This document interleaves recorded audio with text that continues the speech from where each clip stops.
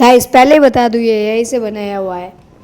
ये लोग ऐसे पैराशूट से, आगे एक शिप थी उससे बंधा हुआ था इसका, ठीक है। तो पैराशूट था, उनके ऊपर लटके हुए थे, ये उड़ रहे थे, यानी कि इसका मतलब ये उड़ रहे थे, ठीक है।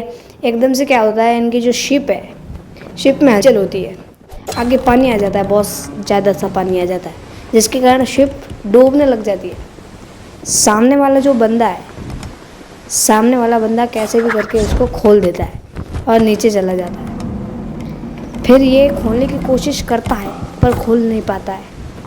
नहीं खुलने के कारण ये भी डूब जाता है और